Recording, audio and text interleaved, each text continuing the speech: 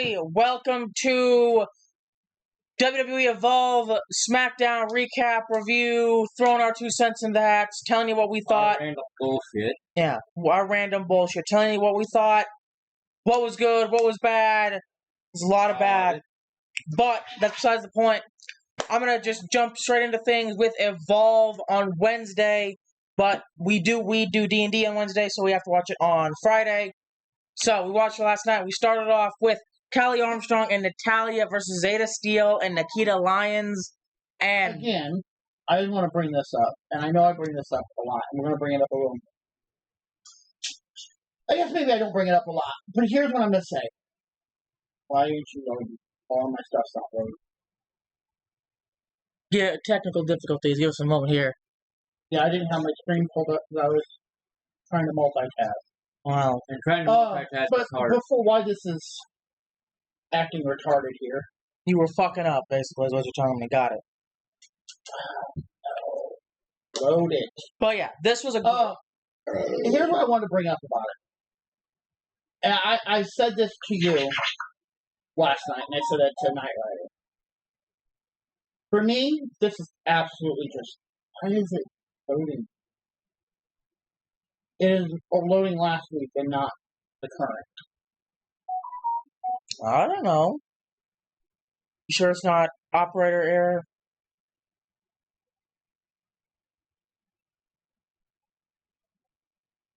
Hold on, let me completely shut this down and bring it back up. Alright, well, while he's figuring out that out... Like I said, though, I am going to bring this up while I'm sitting here loading this back up. I was really torn with this match. Because not only was I torn and confused, which again doesn't take much, it's irrelevant to the story. I really am not going to give anything.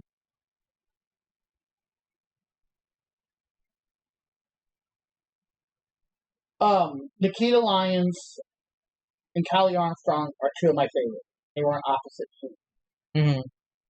Yeah, it's only giving me the 11s. I don't know. We're live right now. But I'm saying, you got the right one, right? And I said did not say this. I don't know. I cannot pull it up. But I agree. Kelly Armstrong and Nikita Lyons, two of the best in the business. Meanwhile, Natalya and Zeta Steele, I really couldn't care less about. And that's why I was really torn. Like, if Nikita Lyons and Callie Armstrong would have been on the same team... Well, it wouldn't have been a fair fight. I'd have been okay. But I understand it might not have been a fair fight. But the point I'm getting at is that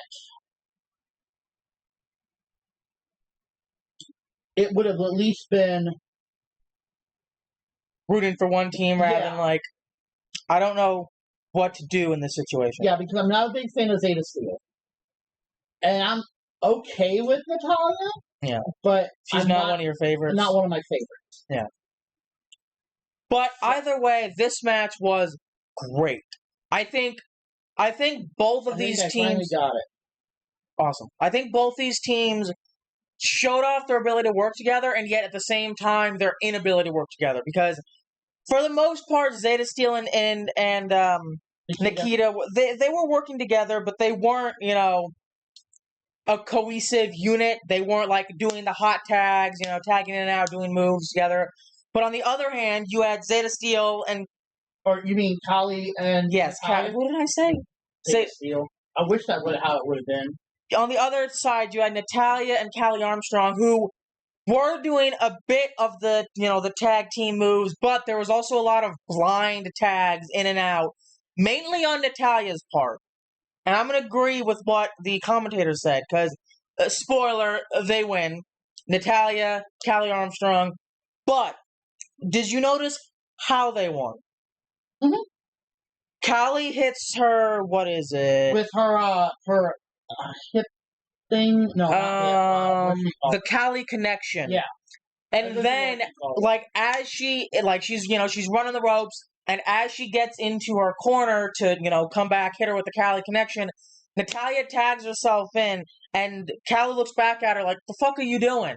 And Natalya's like, go on, I got this. And then she applies the sharpshooter to pick up the victory via pinfall.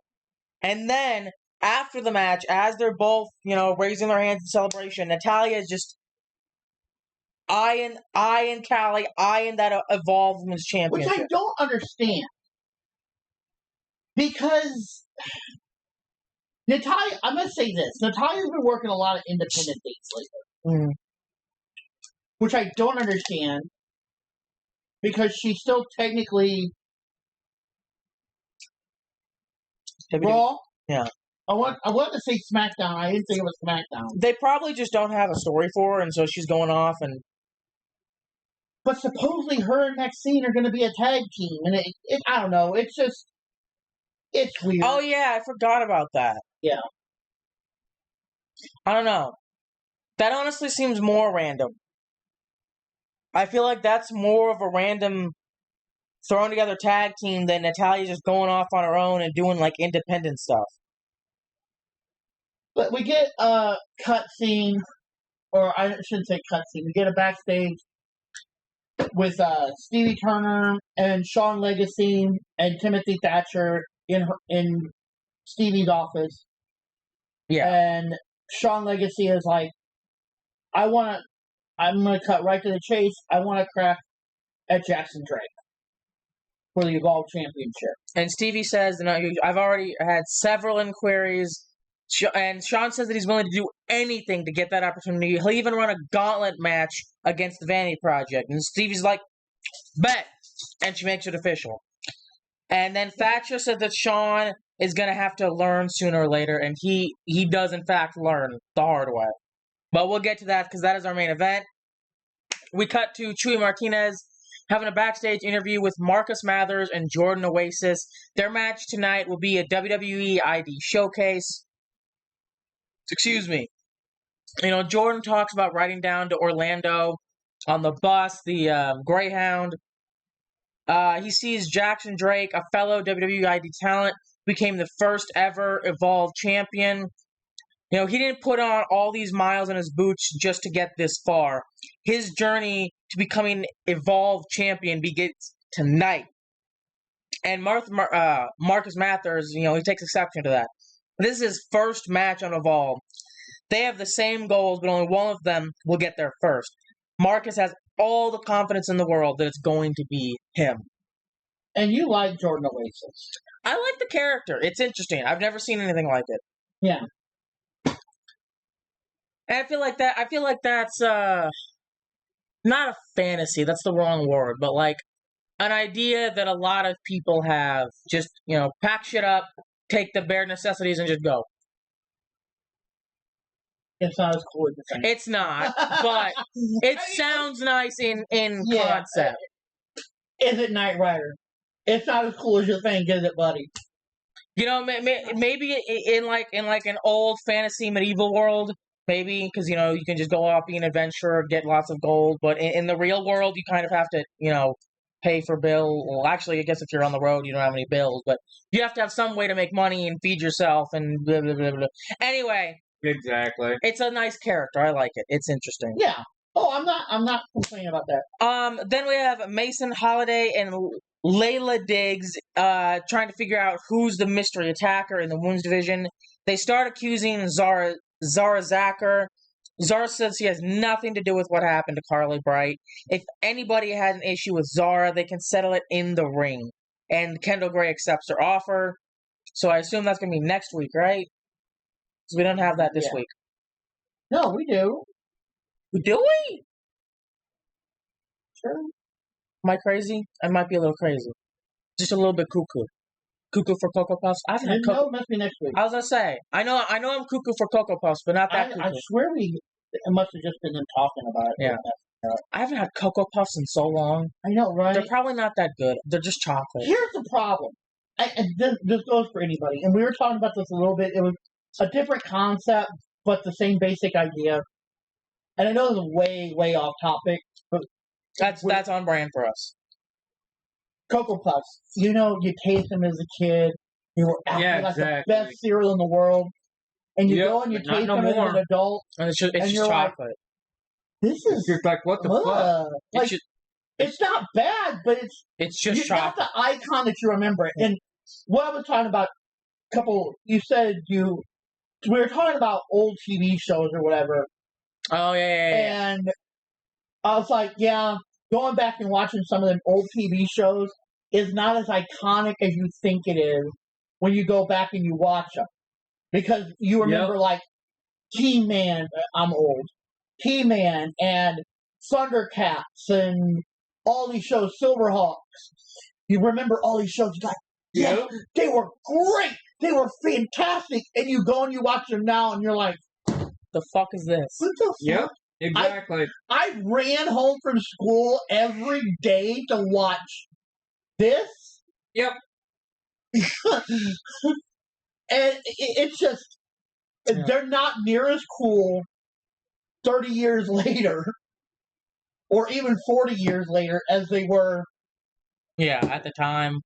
Like, and I know, I told you, I was like, just think, when you're like 50 years old, and you have kids or whatever, or 40, and they're like, yeah, Dad, what shows did you watch? You're like, oh, I used to watch Ben 10 all the time. And you're going to be sitting there, and they're going to be like, this is great, Dad. You're going to go, this is crap. Why am I watching? I'm gonna skip the crap episodes because there's a lot.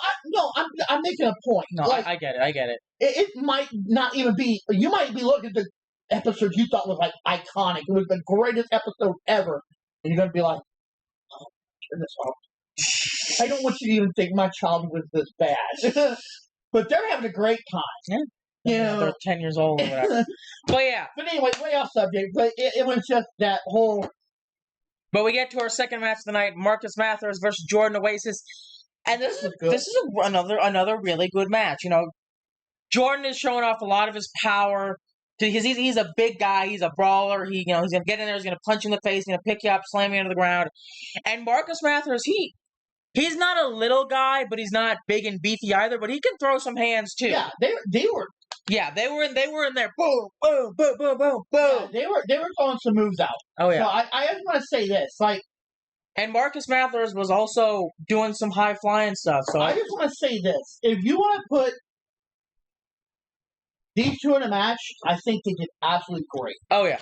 Either one of them could have pulled this match off, and I would have made it. And I would have believed it. Yeah, they did great. This is like, but Marcus Mathers debut. That's all I need to say. Yeah. To be fair, has Jordan had a match? Yes. Oh yeah. Against a week or two. Oh, I don't remember who it was against, but yes, I do vaguely remember it. Because that was the first time you saw him, and you saw him putting the backpack up, and you're like, "What the fuck is?" Yeah, I remember. Yeah, and then like I think the next week, or the next time he was on, he talked about how the bus rides and how everybody rents cars and has their private planes and their private buses and all this stuff. Not him. Yeah. He rides a bus, but his is called Greyhound. And, you know, he has to walk from the Greyhound station to the arena. Yeah. But then, you know, after the match, Mathers lands the somersault plancha. He connects the 450 splash, picks up the victory. After the match, you know, he pulls Oasis up to his feet. He shakes his hand. And then, that's right. They started off even shaking hands. Yeah. Like, they shook hands before the match even started. Yeah, and then right after the match ended. And then Keanu Carver comes in, he levels Oasis. He clotheslines Mathers out of his boots. And then he launches Oasis over the top rope, and he sends Mathers over the top rope, crashing into Oasis on the outside. Then he picks up the mic and it says, "It took 2 of you WWID clowns to stop me from becoming the first ever Evolve champ.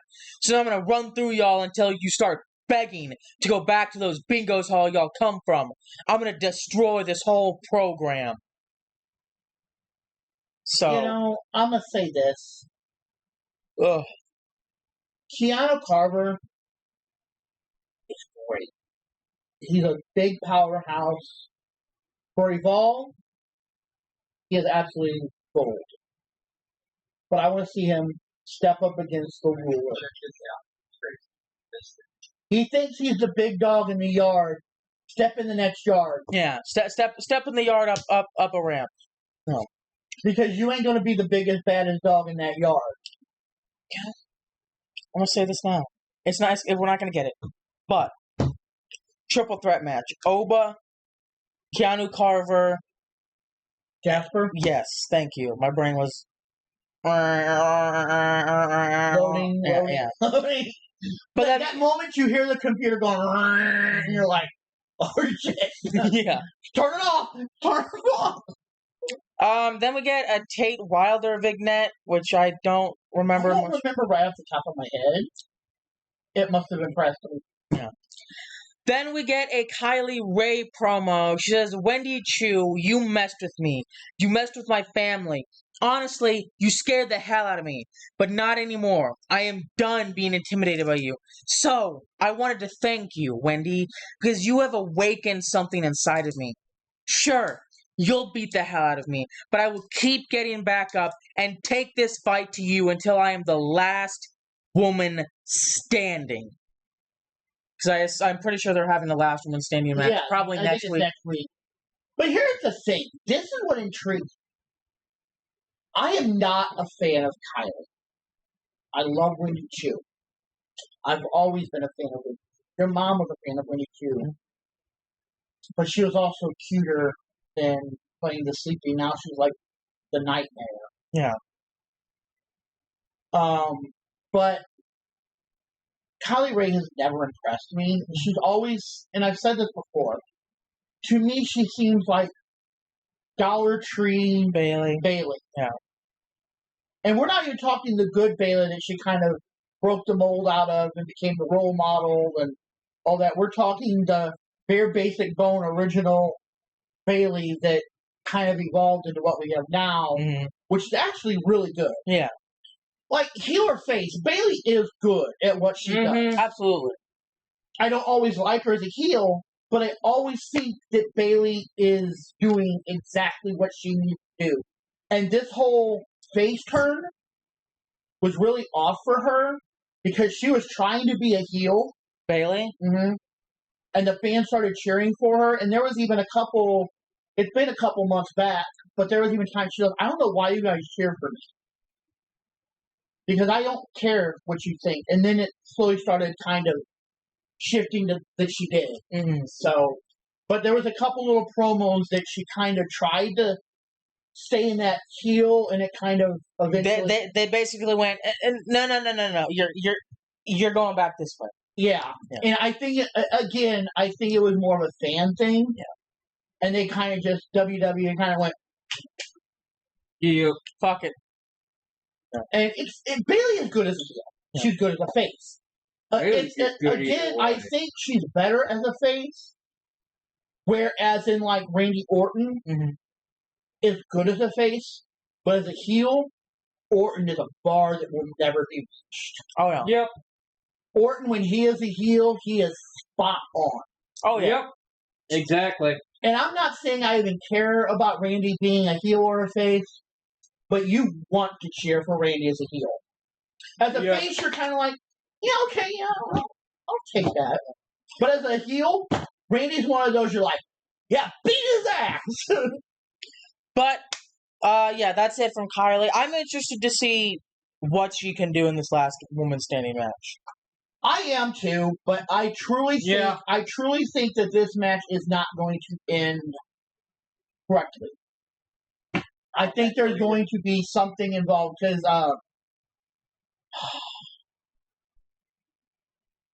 Kylie has taken out a lot of people to get to win the whole Evolve Championship.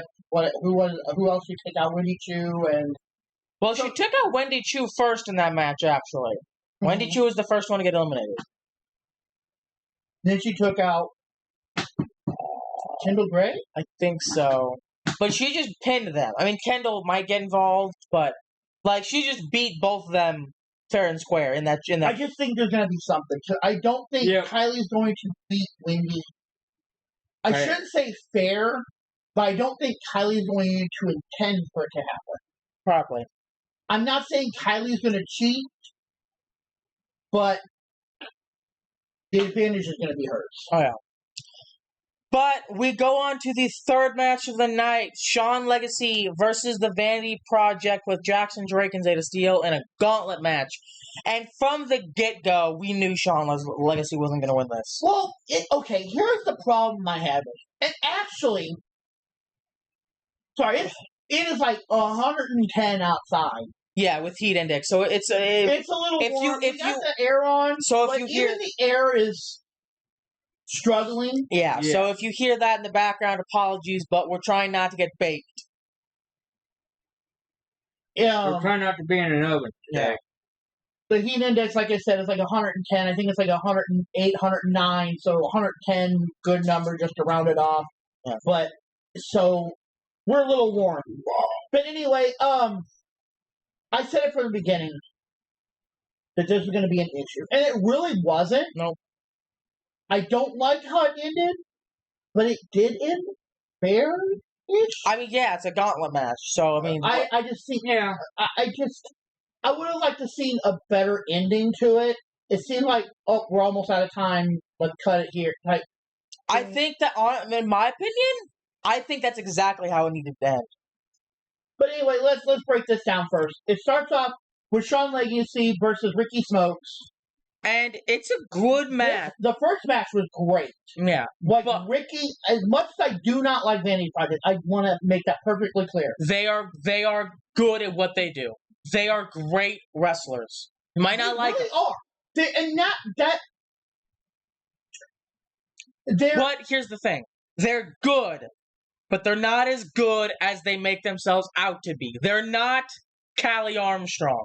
Yes, I want to make that clear. They're not on that level.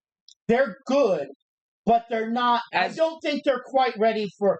And I know they've been on NXT a lot recently, but I don't think they're ready for NXT. No, I don't think they're. When I think like Callie is ready, which we will talk about later. Nikita has been on NXT, and they just really don't have any storylines for her. Yeah, that's fair. So they're kind of putting on Evolve to kind of re-ramp her up and maybe get her in a story, yeah. A story. But like I said, Legacy hits a snap German suplex. He poses it to the ground, then he delivers the shambush to score the first pinfall. And then Brad Baylor comes in, and it's a gauntlet match. The match starts right away. So he comes in, he clobbers Shawn Legacy. They start going at it, and you can tell that Shawn Legacy is already like he's not gassed, but he's definitely not. You know, he just had a match and he's in a second one, so he's obviously not 100%. No, you want to know what his problem is? I'm gonna tell you what, and I keep in mind I love Shawn Legacy. Okay? I think he definitely needs to be on NXT sooner rather than later. But here's the problem, and the problem a lot of wrestlers have. He's not Stephanie. Exactly. I'm sorry, Stephanie's built way different, y'all. We're gonna bring it up Monday. I have found a lot of stuff.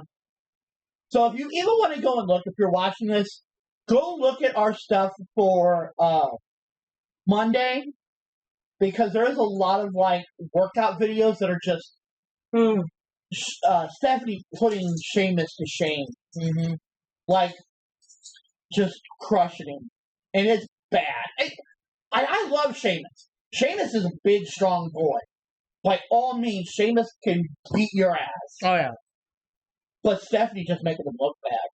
And I'm hoping that was an act, but somehow I don't think it was. Because his face just looked like he was in pain. With the ball, he looked like he was in pain. Yeah. I mean, how old, to be fair, Sheamus is how old? Like, Alexa, how old is Sheamus from WWE? Sheamus is 47 years old. I believe that. So, you know, he's getting up there. So, I mean, it makes sense that he gets a little tuckered easier. But I agree. Stephanie is just built different. But anyway, Stephanie had a smile on her face and was... But, anyway, back to it. He's not. Shawn Legacy was very visibly gassed. Like, but he was barely holding on during this match. He hurt his leg. He was down. He was down on for the count. However, He did manage. Excuse me. He did manage to get a suplex. Yeah, Baylor into a small package. Well, no, Baylor delivers a suplex, and then Sean Legacy manages to get him up into the small package to score a pinfall. Yeah. And then Bryce Donovan comes in, and it's lights out.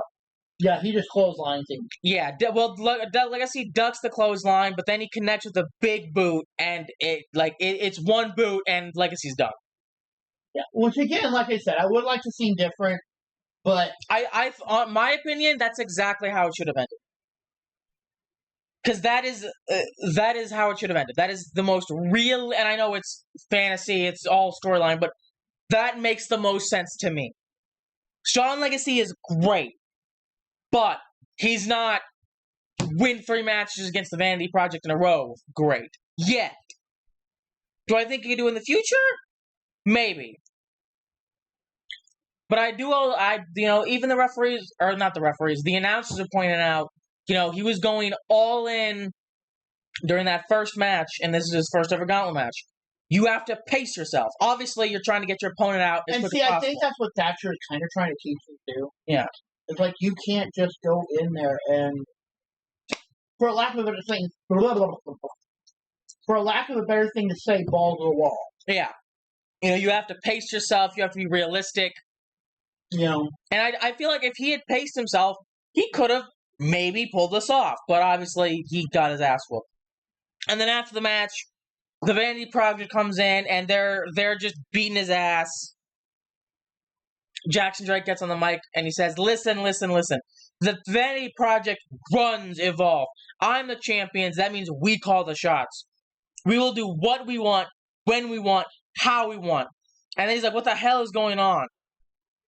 Lince Dorado storms into the ring with a steel chair to make the save. He calls them all children, and they all they got these shit-eating grins on their faces, and they start circling the ring like fucking vultures. And he's like, "What? Y'all thought I came alone?" Yep. And then Cruz del Toro and Walking Wild show up from the LWO. Yeah. And they just lay into them. Yeah, they get into a big old brawl, and that's how we go off the air. So that's going to be a fatal not a fatal 4-way, a 8-man tag team match. 3-man? 6-man, you mean? No, an 8-man. There's only 3. There's 4 of the Vanity Project. So they would have to get another one for LWO, and there's only 2. 3 with Lince Dorado. And Sean Legacy. Okay. I wasn't including Legacy. He's the one who got attacked. Okay. I was looking at 3 high flyers and 1 group, but okay. That works. Yeah. Anyway. I see the path you were taking. It took... Yeah, now. It took a second. I kind of... I sat there with stoplight for a minute, but I got that's fair. That's fair. We all do that every now and again. But speaking of, now we're going to go on to SmackDown. Which I'm going to tell you what, guys. SmackDown sucks. I'm going to tell you this. I think we talked about it already, or we're going to talk about it anyway later on. But I'm pretty sure we already talked about it. SmackDown is going back to 2 hours. Thank God. This has become such... Going back 2 hours, do we think it's going to get any better? Yes. It can't be any worse. Because they're going to have... Oh, sure. Because here's the thing. With the 3 hours, they're just stretching out garbage. Yeah. Well, it's already worse. They got Goldberg going back against fucking Gunther. Come on now. We literally had I'll speak of that. 2 John Cena promos. 2? Yeah. We had No, that was last week. That was last week. But we had probably the worst promo of his. It was just garbage. But we do need to go over because there was some important points that he made in it. But it starts off again, like it always does, with somebody coming out in the ring, being in the ring, whatever. LA Knight comes out. And this wasn't even the worst promo of the night. But it was bad. It was bad. He says, let me talk to you. Let's go ahead and rewind our mind a little bit. We go back to Money in the Bank. Seth and his boys, they just happen to come down and screw this guy. usually, you know me, I usually let things slide, but I just figured I couldn't let that slide. I had to come back and make sure I got a little payback and screw one of his boys out of King of the Ring. But they came back, they paid back to me one more time, screwed me out of King of the Ring, so then I screwed the other one out of King of the Ring. And it just got me thinking, there's only one way this could go. I've gone back and forth, Raw, SmackDown, around and around. Where does it end? Nobody knows except me. I know. I know where it ends. It ends with me. It ends with Seth Rollins. What better place than here? What better time than now? Seth Rollins, come on out and talk to LA Knight. And I'm going to say this before we get into what happens next. And I don't want this, but he's starting to sound so much like Groot. And I said this last night. Yeah. I want to like Ellie. But this is, oh, you screwed me, so I screwed you. Then you screwed me, so I screwed you again. It's like, bro, just leave it alone. Guess what? Violence brings about violence. It's just gonna be an endless fucking loop. So one of you has to end it, and guess what? Seth and his boys sure as fuck ain't gonna end it. But if they do end it, it's gonna be by ending your career. Yeah. Anyway, but then Paul Heyman comes out. Ladies and gentlemen, my name is Paul Heyman. I serve as a wise man for Mr. Money in the Bank, Seth frickin' Rollins. And the crowd is all boo. You don't boo that name. You screwed up your cue. Yeah, you screwed up your cue. We'll do it all over again. I serve as the wise man for Seth frickin' Rollins. Mr. Money in the Bank. And I believe that time the crowd actually sings along because despite him being a heel, he's still more well received than the OTC, which the fucking idiots decide to chant for anyway. I don't. Again, anyway. I'll bring this up. They do start chanting for OTC. And again, you said exactly what you just said. Why are you cheering for him? Seth, even on his worst day, Seth did not show up at all last night, which I was actually really surprised. Yeah. I was too. I even said Seth's going to show up at the end, and it didn't happen. Yeah. So I'm God, I hope he doesn't become another Roman Reigns. Because it was one thing, making this faction being the new bloodline, or however you want to say it. But I said it again and again and again. He's not the bloodline. He's not Roman Reigns. Because he actually shows the fuck up. But if this becomes the new norm, then yeah, I'm gonna be a little peeved. But like you said, LA Knight comes back. Go ahead.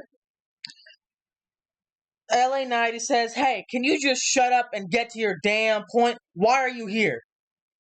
May I? You're right.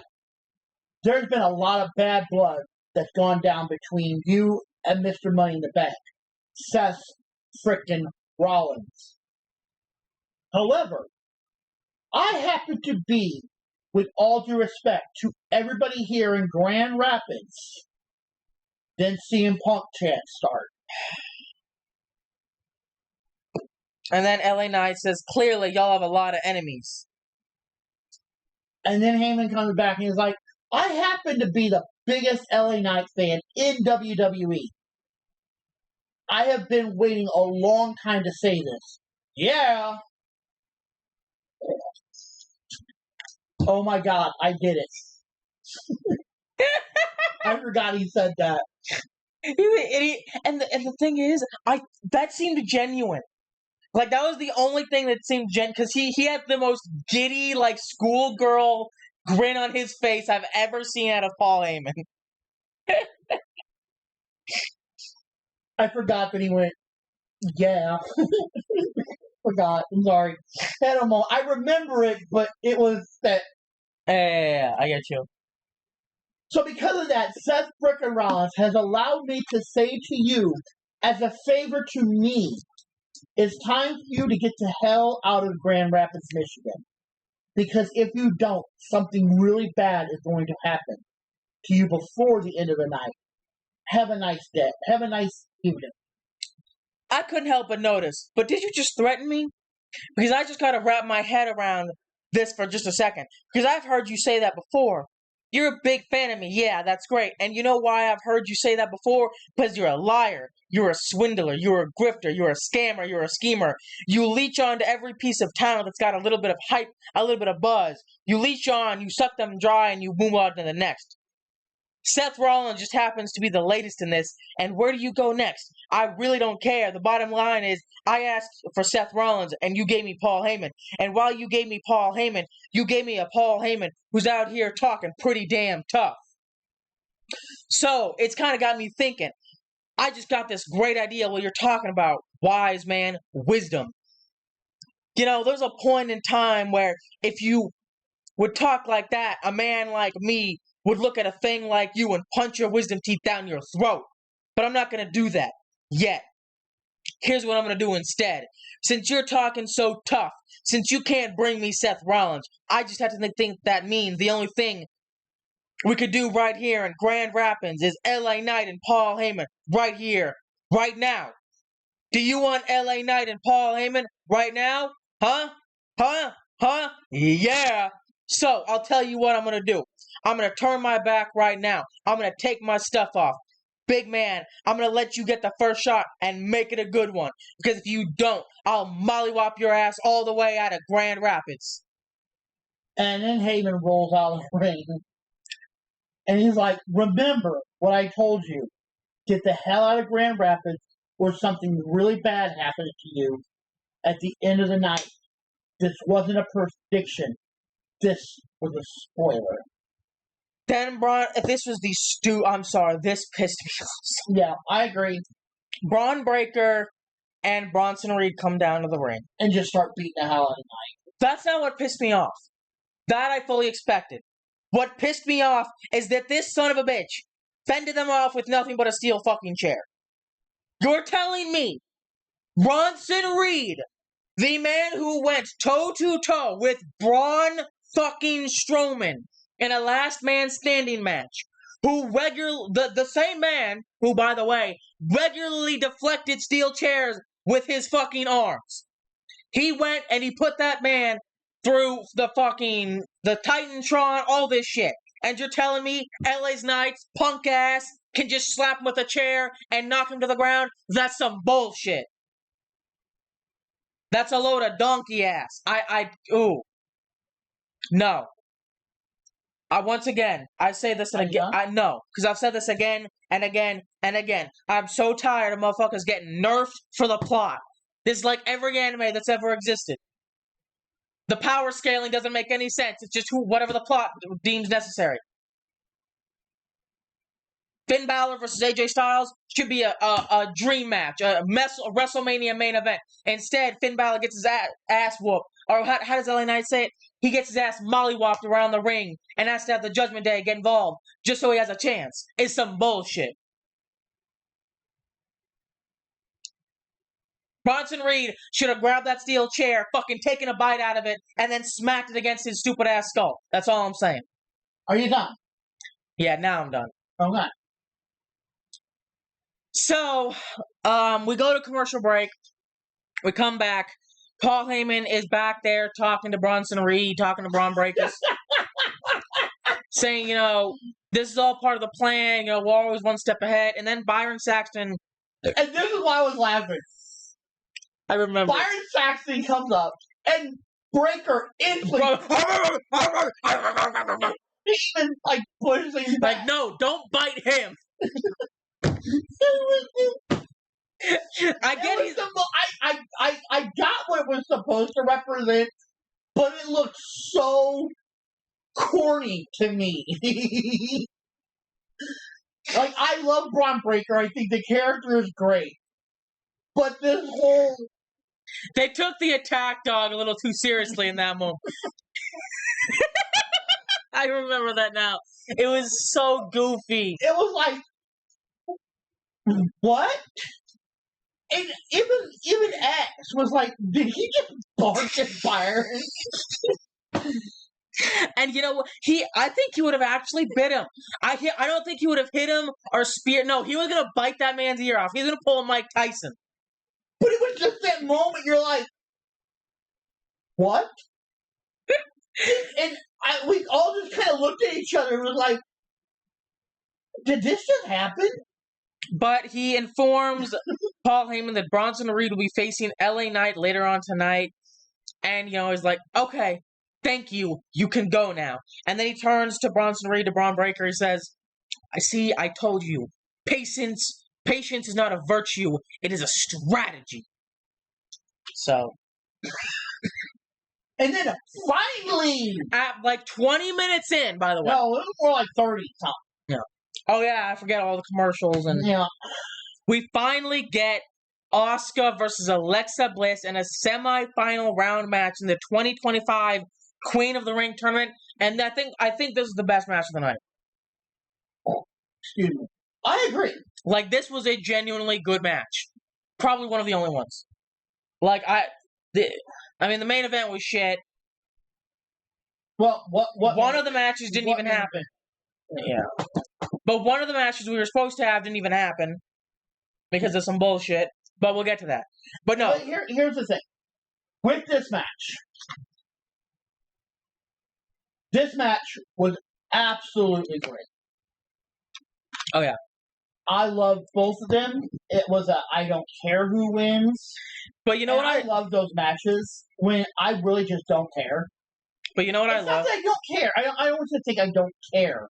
But I don't care who wins. I get you. Because I know it's going to be a good match regardless. And I'm satisfied. It's not like some of the matches we've had, it's been like, I don't care who wins. Who wins. Yeah. I don't care. And I feel like that's been more and more lately with the main roster. Yeah, and I like that. But no, what I really enjoyed is as we're closing in on the end of this match, Alexa is setting up for the Twisted Bliss. But she catches herself and she's like, no. This bitch is playing possum. So she gets down from the ring and I'm not quite sure how to help you with that. Miss Bliss is going for the Twisted Bliss, but she thinks she's playing possum. And then she goes down to like hit her with the DDT or whatever, but Asuka managed to get the cross arm breaker. Then she transitions into the modified Asuka lock. And she held this for a while. Like, yeah. I mean, Alexa would get out of it, or Miss Bliss, sorry. She would get out of it, and she'd block it right back in. Yeah. Like, I mean, this went on for a little bit. I'm not going to say it took a long time. It took as long as it should have. Yeah. But Bliss rolls her up for a 2 count. Then she hits the Hangman's neck breaker for a 2. She goes for the Empress Impact, but Bliss counters with a straight right hand. Then Bliss gets Asuka tied up in the tree of woe.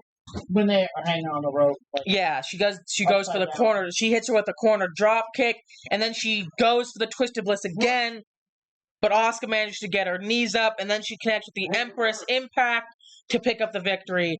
So, oh, you're that hot? Yeah. That's fair. It's toasty. So, Asuka is moving on to the finals against... I don't know if we know yet. No, it's Jade versus...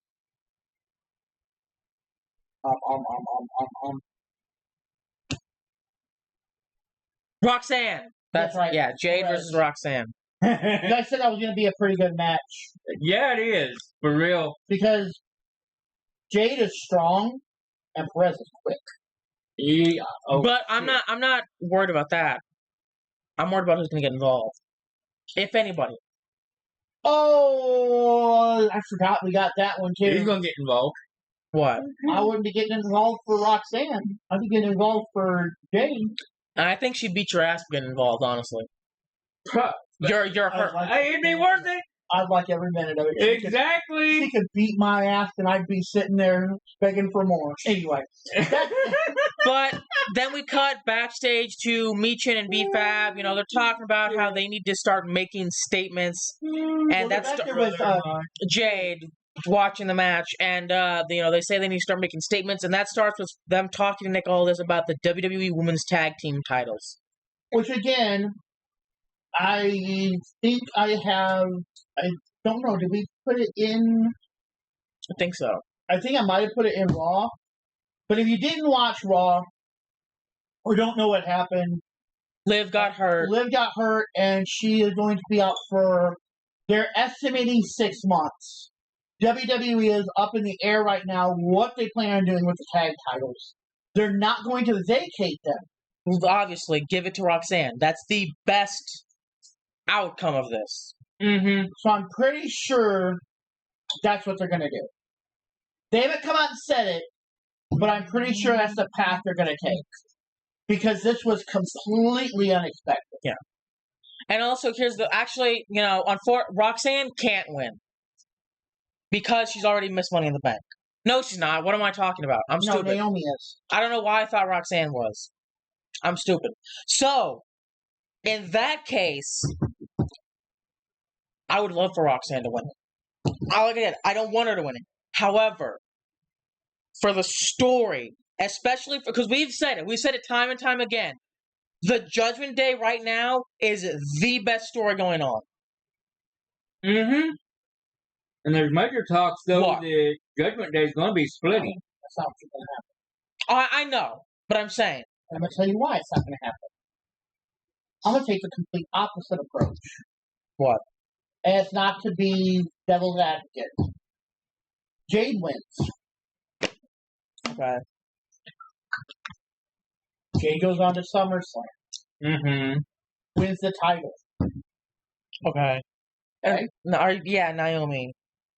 I don't care about that though. I really don't. I'm tired. Like you said, I'm tired of the repeat. Yeah. But I'm telling you that again. That let's just go down this, okay? You can sit there and say no. I know. Where I was going. I know it's probably going to happen, but God, I'm so tired. That would literally mean we had it again because she would get at least another match against Naomi to try to get the title back. Mm-hmm. I would rather Roxanne win it. That'd be so much more interesting to me. I agree. I agree too, but you're not going to get that. If Roxanne wins, I'll be happy. Roxanne if Jade wins, I'll still be happy. But I'll be happy for 2 different reasons. Well, actually, hang on. That would mean Jade would be going against Tiffany. Right? No. Yeah, again. Yeah, Tiffany. Well, her brand. Technically. Yeah. So far. Because doesn't Nia have a match next week? Isn't that next week? Is it for the title? Yes. I am pretty sure it's next week for the title. I think Tiffany comes out and says that to her. I know it's a last woman standing match. Mm-hmm. I'm gonna have an aneurysm. Anyway, moving on. But we'll get to that in a little bit because we have been going on for this way too long. But yeah, Byron Saxton has a backstage interview with Jade Cargill. How do you feel about your upcoming match with Roxanne Perez and the possibility of facing Asuka in the finals of the Queen of the Ring tournament? Jade says, Roxanne has potential. She's fast, scrappy, but she's still trying to prove herself. This is not a proving ground. It's a throne room. And Jade was built for royalty. Now, when it comes to Asuka, that's a storm that's on the horizon. But newsflash, Byron, I'm the storm. This tournament was not built for the future. It was built for a woman who could walk through the fire, shatter glass ceilings, and fix her crown on her way to the top. I'm walking into this Queen of the Ring tournament not just to win, but to reign. And you know what? I'm going to say this, and you can take this however you want. And I think you agreed to talk about it last night a little bit. This is 100% what she needed to do. Oh, yeah. Like, that was a... Like... Whether you love it or you hate it. That was a great fucking promo. I don't know. She's a great wrestler. I'm not a big fan of the character, but, I mean, that was a phenomenal promo. I'm going to just say that. That was a great promo. Because confidence is everything. Exactly. You could be the shittiest wrestler of all. Well, I'm not gonna say confidence is everything because look at BJ Ray. But that's a whole other ball. if you have all the Exactly. confidence in the world and even a smidgen of talent to back it up, you're gonna skyrocket. Look at the Miz. In ring, his ability is in. However, he can talk. He's solid gold on the mic. He has all the confidence in the world, and he's been a world champion. What, twice now? He is a 2-time. What do they call it? I know he's held at least one world title. He holds all the titles. What do they call it? Triple or Grand Slam. Grand Slam. Yeah, he's a 2-time Grand Slam champion. exactly. Which means he's won all the titles at least twice. Exactly. And his in-ring ability, Subpar. exactly. But he has he has a smidgen of talent and all the confidence in the fucking world. Yeah. So, Jade, she has a lot of fucking talent to back her shit up. So she's gonna go far.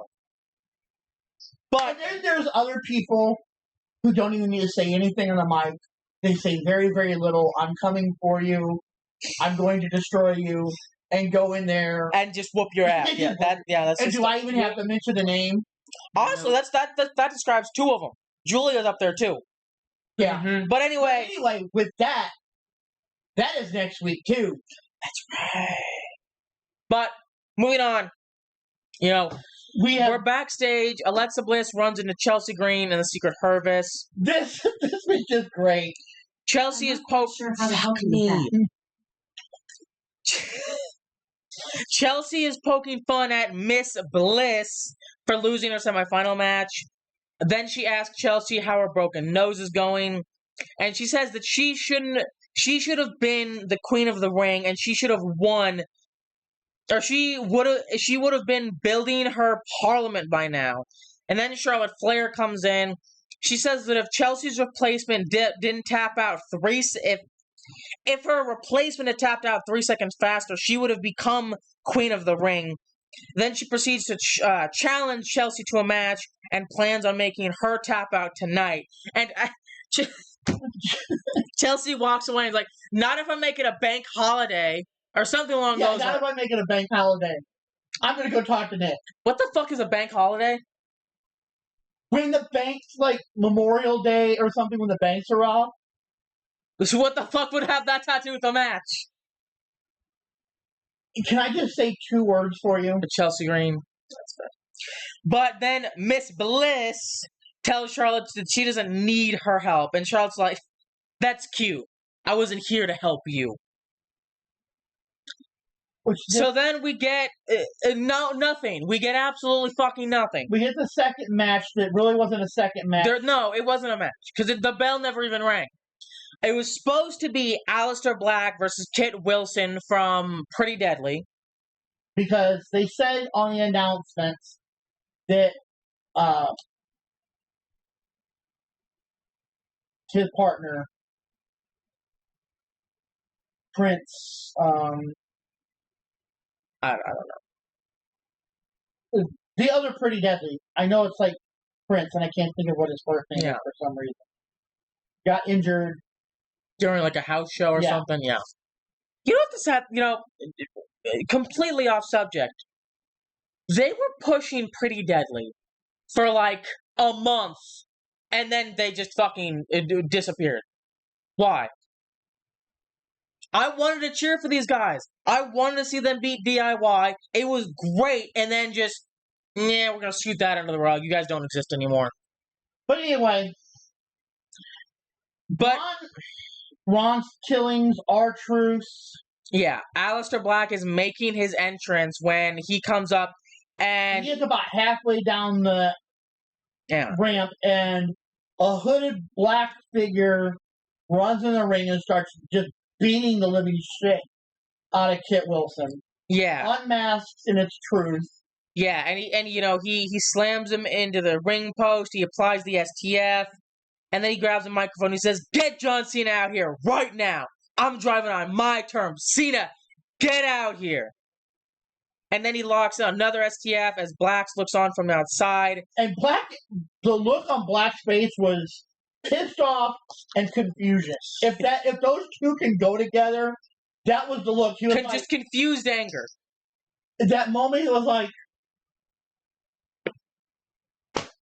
ought to get in there and rip your fucking head off. But I'm just too flabbergasted by whatever the fuck you're doing. But then, the referees come in, they pull him off, and then we get a fucking recap of Goldberg's.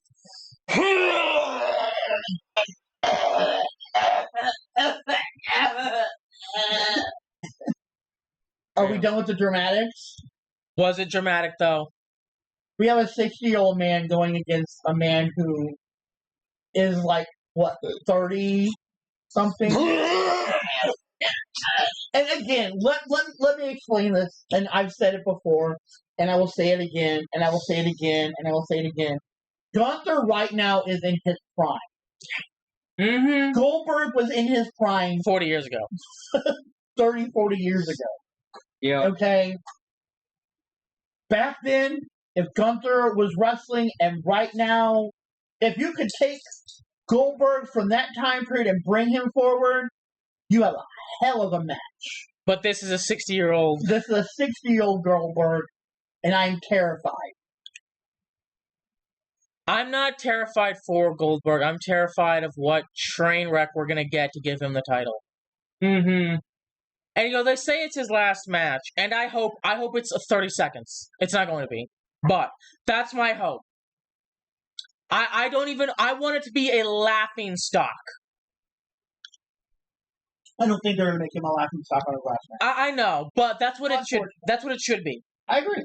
Gunther. And the thing is, I'm going to tell you this, and I think I've got it more on Raw's, but we'll talk about it on Tuesday for you guys, because I'm not going to pull it up. But some of the things that Goldberg has said on social media, to me, instantly just turns me off. Oh, yeah. Instantly just turns me off of Goldberg. I don't even think I wanted to cheer for Goldberg to start. But if I would even have wanted to cheer for Goldberg, the sounding of entitlement that he is putting forward is absolute crap. I agree. Down, buddy. But anyway, after that, we cut to commercial. We come back from commercial, and you got Ron Killings and Jamie Noble talking to him. Yeah, he's like, I want to fight John Cena right now.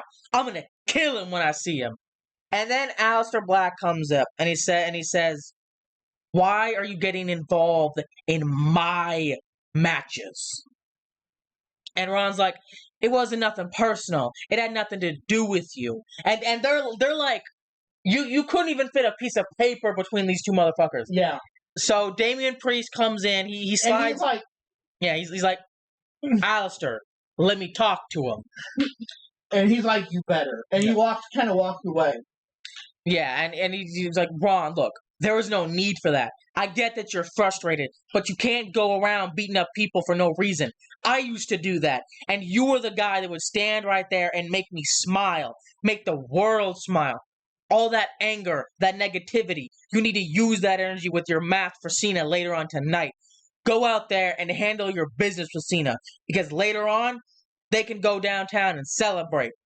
And Ron's like, that sounds good to me. And then they hug it out. Here's my question. With the shit show that was this, I don't even want to call it a main event because that's too generous of a word. But is that what we're going to call that? Do we get Ron Killing versus Aleister Black? Yes. Yes. Because Black is not one that's going to Here's that shit roll. No, absolutely not. And I don't think Truth needs to beat him, but I think it needs to be more of a fight than people would expect from him. Here's the thing. Again, Truth is... Okay. How to say this and not sound bad. Truth is older. Yeah. He's at the end of his career. Absolutely. Aleister Black, I'm not going to say is in his prime. But he's still pretty close. He is way closer than what Truth is. Absolutely. Like I said, I don't think Truth needs to beat him. I don't even think it necessarily needs to be close. I just think it needs to be more of a fight than people would expect. Because we saw in the main event, he was going out there and he was whooping ass. He wasn't playing games. He wasn't going out there trying to be John Cena. He was going out there to kill John Cena. Yeah, I agree. But oh my god. This was okay, here's the thing. It starts off with Cody Rhodes. We get his intro coming down the ring. He grabs the microphone, doesn't say anything. He grabs the microphone, puts it up to his mouth like he's gonna start talking, And then Jey Uso's music hits. Now we spend like 10 minutes yeeting, and hang on, what does he even say? Is it even... It says, hey, you don't even have to say anything, Oos, because me and you been in the trenches, still in the trenches, from fighting my family to winning tag team gold, to finishing our story at WrestleMania. We've both been at the mountaintop. But Cody, this Monday, Oos, there's only room for one of us. There's only room for one of us, Oos. You against me, me against you. Look at me, Oos. I know you're going to bring it, and I got to get mine. Going to bring it. I got to get mine, Oos. I got to get mine, Cody, just like you got to get yours, all right? That being said, Oos, I know it's nothing personal. It's strictly business. With that being said, too, on Monday night, after me and you go to war, please believe me, there's going to be 4 letters, 1 word, yeet. And then Cody shakes his hand, and then Sami Zayn shows up. Again, Cody has said 0. He said, and look, I know it's not going to happen, but this right here makes me hope for a heel turn. Does it make any sense? Not necessarily. Would it go over well? I don't know. But at least it's something fucking different. Yeah. A heel Cody Rhodes would be so entertaining. I'm going to tell you this. I've seen Cody as a heel. He was a heel for a little while in AEW. Cody can do it. And he's okay. No. Family. He's okay as a heel. But he struggles to be... and I know you're not going to remember. Knight Rider will remember. He's like Ronda Rousey. He is such a genuinely good person that it's so hard for him to kind of even... Yeah, because even during like fan things, Ronda Rousey was laughing and talking to fans when she was supposed to be heel. And she was smiling like, I don't want to talk, get away from me. And she had a smile on her face. Like, it was a character for her. And I think Cody is a lot the same way. Like, he's just generally such a good person. And that's even, like, out in public. Yeah. Like, Cody is one of those people that... Oh, I'm completely out of frame. Is generally a nice guy. Yeah. Like, if you would walk up to Cody, say like they were in St. Louis and he stopped at O'Fallon, Walmart, whatever, and you walked up to him and like, are you Cody Rhodes? Like, yeah. You want a picture type thing. That's the type of person. I get that. I just want to see something different. I understand that. But I'm saying, and I'm not saying it can't happen, but I think Cody struggles with that. Yeah. Because Cody cannot come off as a really good heel. He can come off as a okay heel, but he almost seems like he's pushing. Yeah. If that makes sense. I get like that. He's fighting it. Like, I want to be good. I want to be good. I want to be good. But yet, I need to be bad. Yeah. I get that. And I think that's a lot of his problem. But the only reason I even thought of that was because of this interaction here, which was just... I agree. You know, I'll explain this in just a simple gesture. Yes. This whole thing was one big circle jerk. And Cody wasn't even involved. Cody was involved. He was there, but he wasn't participating. He was the one that was invited, but didn't want to be there. Actually, no. He showed up first, and then everyone else just sort of started doing it, and he was too awkward to walk away. That's what that was. Everyone is sitting there like, and Cody's like,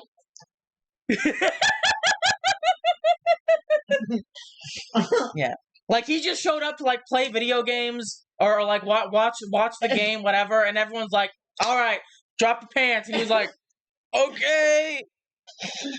I'm gonna go over here. Yeah, I gotta go to the bathroom real quick. I'm feeling a little sick. Anyway, Yeah, 100%. Sammy says, We're gonna get demonetized for that. Right. Like later when it shows up on YouTube, algorithm in like 20 years when like super popular or something, they're gonna be like, remember that video from like 20 years ago where you were talking about circle jerking? "Yeah, Yeah, we're taking that off. Like, but Sammy comes it's a out. violation. Oh well, They've done that to people. Oh, like, I know. 10 years down the road, and they're like, What are you talking about? Yeah. what? Yeah. But yeah, Sami Zayn says, I mean, this is nice, isn't it? I get to share the ring with two great friends. I get to share with the ring with, if I may say... Oh, hang on. I feel a burp. It's not, it's... Okay, it's gone now. If I may say so, two of the very best this business has to offer. Now, I'd be lying if I said there wasn't a part of me that is very, very... There it goes. Very aware that the three of us standing in this ring, there's only one of us who's never won the world championship. Jay, I wanted to let you, and I've told you this before, but I want to tell you this right now, man to man. This year, I had to miss WrestleMania. I had no reason to be in Las Vegas. I got my ass on a plane for one reason, and it was to make sure I was there to congratulate you when you won the world championship. I love you, and I'm proud of you. And Cody, for years, every one of us watched with bated breath as you tried to finish your story. And when you did the unthinkable and pin Roman Reigns in the middle of the ring at WrestleMania, I was the first one to run through these ropes to congratulate you. I am so proud that you finished your story. So I hope you both understand. Now it is time for me to finish my story. And then Randy Orton shows up. I was in the bathroom at this time, like cleaning up for the night, and I just started crying. So, Cody, same deal as last week. But I'm going to say it again. There is no line that I will not cross, even if it means going through you, so I can get to John Cena at SummerSlam, beat him, and get my 15th World Championship. Oos, man, I respect the hell out of you, dude. Our families go way, way, way, way back. Nothing but love, dude. But if we're standing across the ring from me at SummerSlam, it's gonna be It's not gonna be. It's not gonna be 4 letters, 1 word. It's gonna be 3 letters, 1 move. Now I think not only can I speak for myself, but I can speak for you and each and every one of the beautiful people in this arena. When I say, I mean this from the bottom of my heart. Sami, one day soon, Sami Zayn will be the world champion. But SummerSlam is not that day. Because tonight, you're going to be on the receiving end of the 3 most destructive letters in sports entertainment. RKO. Okay, now it's big life altering question time. What the fuck was the point of this? And I'm gonna ask you. I'm gonna ask you guys at home. What the fuck is the point of this? I already said what the point of this was. Yeah. Yep, pretty much. And there might even been a little in there. A little. I literally said that. I think there was a point they were pounding each other's peacemaker, as Punk put it. No, it was Cody. It was Cody. It was Cody and Jay. But no, I literally said this last night. Like, at this point, just drop your pants, man. Like, that would be more entertaining than whatever this is. More entertaining, but it definitely would have been different. But anyway, then we move on to the third match of the night. We had, not only do we have SmackDown, we had Hoedown. Mm-hmm. Anyway. But yeah, we had Randy Orton versus Sami Zayn. And I mean, I'm gonna be honest. I zoned out a little bit because it didn't matter who the fuck won because it was me a Again, the women's match is the only one I truly give a fuck about. like this one. This was an okay match, but I mean, it wasn't anything spectacular. It was okay, and I feel like it should have been way better. Not just because of the implications, but because I do think Sami Zayn is. I know they keep going on, like Karrion Kross keeps saying, Sami Zayn doesn't have what it takes to beat the top talent in this industry. Wait a minute. That, Sammy's out now. Yeah, so he's probably going to have that match next week. Next week or the week after. Yeah. But anyway, off subject. But Randy won. Randy won. Like I said, the match was... So-so. It was okay. It was whatever. But then we get to not even they're not even the worst promo, but it was bad. And it wasn't bad because of it wasn't. Never mind. I forgot about my brain just fucking shot this out of my left ear canal because it was just. It was not the worst promo. It was not, but it was. It wasn't worse, but it was worse in the sense that it was somehow more forgettable because it's literally just the same shit. Yes. Nia Jax comes out and he says, "You know what's crazy? Tiffany Stratton approached me to be under my wing, but she knew exactly what I could do for her. And look, she's thriving. And what kind of thanks have I gotten for it? She betrays me. She has my title." And then Tiffany walks out. Nia, you're like that little toxic ex. Frickin' repeat. Nia, you're like that little toxic ex I just can't get away from. Newsflash, get over it. You make excuses after excuse after excuse. But when are you going to admit that maybe I'm just better than you? Okay, so if you're so much better than me, why don't you give me the rematch I deserve without kicking a chair in my face? You're so desperate for a match. Well, it's your lucky day, because I just made it official. Next week, you and me, and I'm going to have more fun adding more stars to that big old Five head of yours. It's an insult. It's usually a 4-head, but it's big, so it's a 5-head. Okay. That one completely. That must be a new school thing. I don't know. I feel like that one's been along for a while. I've never heard it. So anyway, it's not very common. Anyway, it's that big old 5-head of yours, because this isn't just a regular match. It's going to be a last woman standing. And then they beat each other. Well, I want to say they beat each other up, but it's really just Nia Jax beating up Tiffany. But that's not even the best part. No. Because Nia has Tiffany just completely out. Yeah, Nia, she hits her with 2 Also, explain this to me. Outside of a match, two standing leg drops is enough to just have her fucking done, out, gone, finito, finished. Just fucking.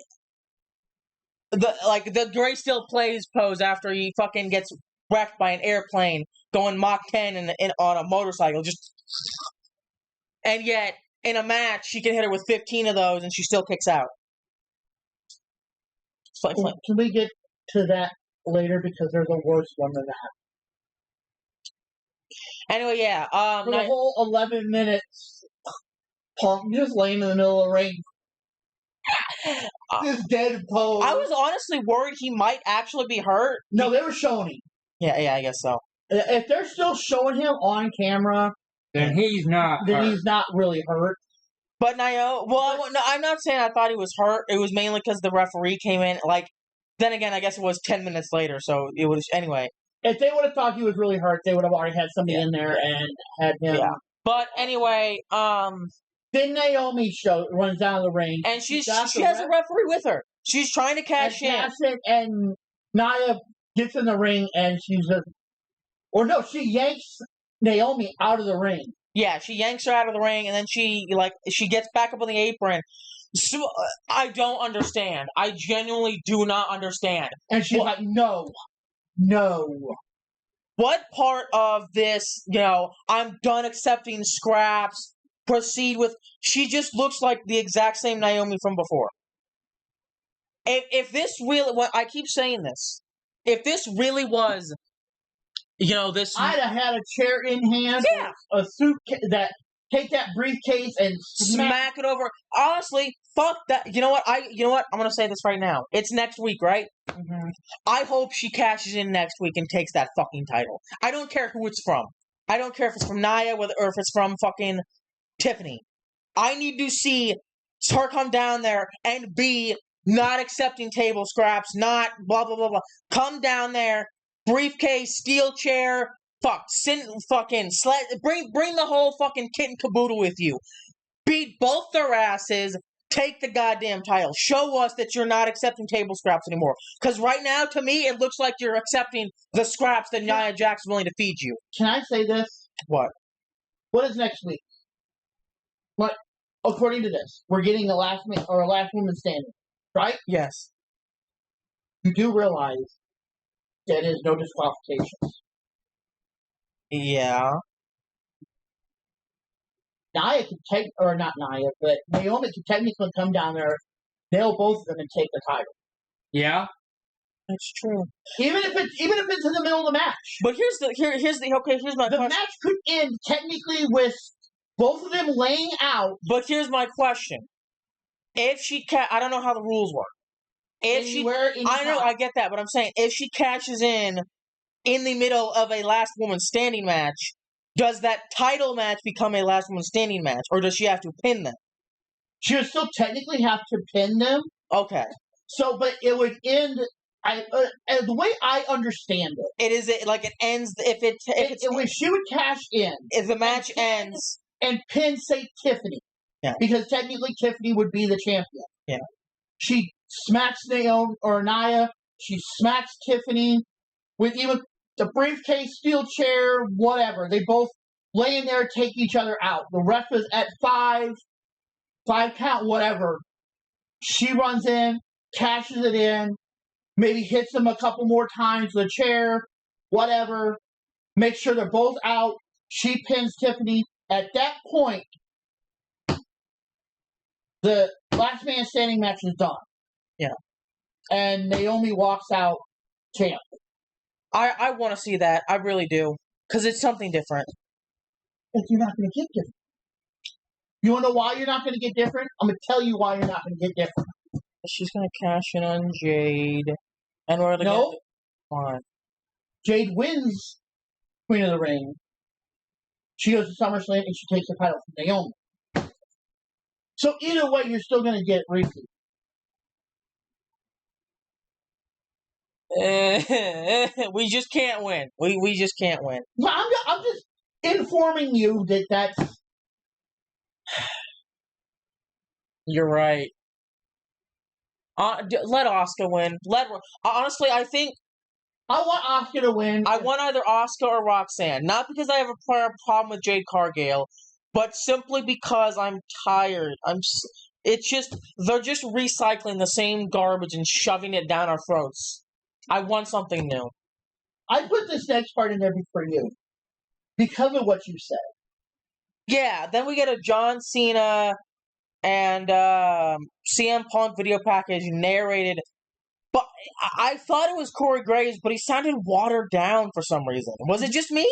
Yeah, I want to say it was Corey, but it didn't quite sound like... Yeah, it didn't sound like... Okay, I know it's going to sound really bad, and I know you'll know what I'm talking about, and I hope they understand. It sounded like Timu Corey. That's not quite where I was going to go. But it sounds like somebody typed in AI Corey Graves. Yeah, it sounded...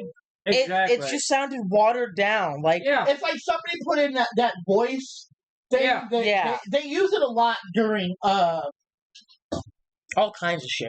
Yeah, some movies have used it for when people die. Yeah. And they have to finish voice lines. But I mean, Like they did it for Star Wars with Rogue One for General Tarkin. I can't think of who the character what it was. I can see his face. He always starred with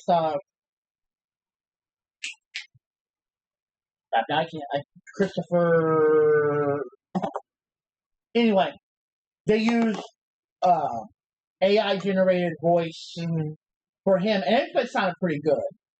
But this sounded like the Timu AI version of Corey's voice. it sounded like he was just reading a script rather than actually giving a fuck. And to be fair, considering what he was reading, I can't blame him. Oh, yin and yang, John Cena and... No, what the fuck are you talking about? It was garbage. Anyway. But then we get our fourth match of the night, and it's just... This wasn't bad. It wasn't great. It was entertaining, but it wasn't good. That makes sense. If that makes sense. Charlotte Flair versus Chelsea Green with the Secret Service at ringside. Like you said, I wanted Chelsea to beat Charlotte. I'm going to tell you this, and I think you're starting to see my vision of this. Starting to. Chelsea's character is a bar. I wanted her to beat Charlotte so badly. And I think that's the thing. I'm starting to see a vision here. And I could be 100% wrong. But I think the hype is getting too much with Chelsea. And I think they're going to have to do something big. A face turn for her. Because she's almost become... And don't take this wrong, because I mean it this way, but yet it's different, and I hope you understand. She's become too cute, too... silly, to be a heel. Now it's just become this, oh great, what is she going to do now? And again, I love, like, the character. She might not always have the greatest matches. She might always have some issue with the match. Like, I'm sure next week there's going to be some issue with this. Because it's Chelsea. And I love that. Chelsea does not accept defeat. No. Even when she taps out in the middle of the ring. Chelsea does not accept defeat. And I absolutely love that character. Yeah. No, I want a rematch. You want a rematch against Charlotte? Yes. But I want it to be a 3-on-1 match. Yeah, it'll be something completely... Mm-hmm. And again, that is why I absolutely think Chelsea is on a whole nother level. What is it? She's playing chess and they're all playing checkers. Mm-hmm. Chelsea is on a different level. Like I said, I want to see her beat Charlotte simply for the fact it would be hilarious. But like I said, she would never shut up about it. Never. No. Every single time you've seen her from that point on, you know what? She'd find a way to. I'm going to give you that. That would be freaking great right there, buddy. That would be great because I think that would be a great storyline flip for Chelsea. I think that would. And screw off. But yeah, I mean, this match it's entertaining, but it's not good. But it's fun. I absolutely love Chelsea. I'm really starting to lean into Chelsea's character because I think it's just fun. Yeah. Like I said earlier in the night when the whole Charlotte thing. No, I'm going to get a bank holiday. What? What point does that? Where does that stop you from having a match? Because she works at a bank, and where does that stop Chelsea from having a match? Because she works at a bank, and if it's a bank holiday, that means she has the day off.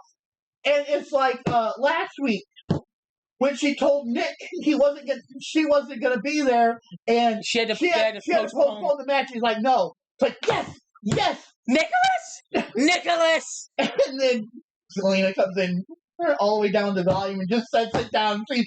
She doesn't even hang up. But anyway, you just see the phone. And that's why I said I know we're off subject, but I absolutely love this character of Chelsea. I think it's great. Even if they keep her the heel, I still think it's great. But I could totally see her getting another match with Charlotte, beating Charlotte, because that would be freaking epic. Because I beat the Queen. Oh my God. She beat the Queen. That makes her the Queen automatically, right? Yeah, that means She doesn't have to be Queen of the Ring because she beat the Queen. Mm. So that means she's the new Queen. And right? she gets the title shot at SummerSlam. Actually, just means she gets the title because she's, I don't know. But yeah, It's just a Chelsea brain. You got to think with the Chelsea brain. Yeah, but Charlotte beats her. You know, the Secret Hurts get involved, but Charlotte gets her in the her The figure eight. Yeah, the figure eight. She taps out, and not even half a second later, Piper's in the ring, hits her with the body Piper bomb. Yeah, the Piper bomb, and they start beating her up. And then Alexa runs down there, I think with a steel chair, if I remember correctly, chases them out of the ring. No, she just comes in. Oh, she does? Yeah. Mhm. Oh, right, that's right. They just start beating them up together. And then, Alexa goes for a handshake, I believe, and Charlotte just Walks away. Yeah. And this is going to be something. And here's what I've said, and I haven't brought it up on here. I told you guys last night. Excuse me. There is a lot of talk of Charlotte eventually joining Alexa. Mhm. And there's a lot of talk of her eventually joining the Wyatts, which would technically make her a face, but instead of being the Queen, it's going to be the Dark Queen. Yeah. And they're going to give her this whole, dark persona. That'd be kind of cool. And I think it would be great to have her walk down in, this whole, black crown. Even, almost a Nikki witch face, like what Nikki's doing. I don't think a witch face. I'm thinking... No. No. It's a cracked. No, Yeah. I think keep, the... almost royal, like the feathers that she often has, but have it black raven feathers, almost you know how a lot of goddesses of death have the black feathery cloaks and stuff, something like that. I think that would fit Charlotte very well. But anyway, we cut backstage to the Bloodline, the locker room, and JC Mateo's wrapping up his knuckles, and so I was like, "What the fuck are you doing?" He's like, "Oh, I'm getting ready to take Jacob out." And so I was like, no. Well, that won't be necessary. When I brought Jacob into the Bloodline, I was the only one he would listen to. I'm going to go out there and I'm going to talk to him. But be ready just in case. And you know what? I'm going to say this. This was really, really good. Oh, yeah. But then again, I'm going to tell you. Jacob, on promos, he on another level. Yeah. Solo comes out there. He says, "All right, Jacob." You want me to take Solo because I know you like Jacob. Sure. I'll take Solo. Because I know you like Jacob, and most of the time Solo starts, and I wind up taking Jacob, and I know you like Jacob. All right, go for it. All right, Jacob. I'm out here in the middle of the ring, all alone with open arms, willing to talk to you face to face, and feel terrible about what happened. So if you're back there, come on out so we can clear the air. Look, Jacob, I didn't come here to fight you, okay? I'm not out here for that. I want to make this very clear to you, Jacob. I love you. I've always loved you, no matter what. One thing I learned about being tribal chief was how to love and take care of our family. That's all I'm trying to do, man. You see, families, they fight all the time. They fight. They argue. They forgive. Then they move forward. So let's move forward together, Jacob. Let's do it together as one. Because, Jacob, nobody saw the potential in you except me. Nobody wanted you here except me. And that's why I brought you here. I gave you the opportunity to change your life, to put food on the table for your family. And you know why I did that for you, Jacob? It's because I love you. I love you, man. And listen, to be honest, I don't have anybody else. I don't have anybody else. All I got left is you, man. All I got, Jacob. man, you're all I need. So come back to the family. And Jacob, even if you don't say those 4 words, I'll say it for you. I'll say it to you. I'll say it loud and proud to everybody, so everybody can hear. Jacob, I love you, Jacob. And you know, before I get to what Jacob says,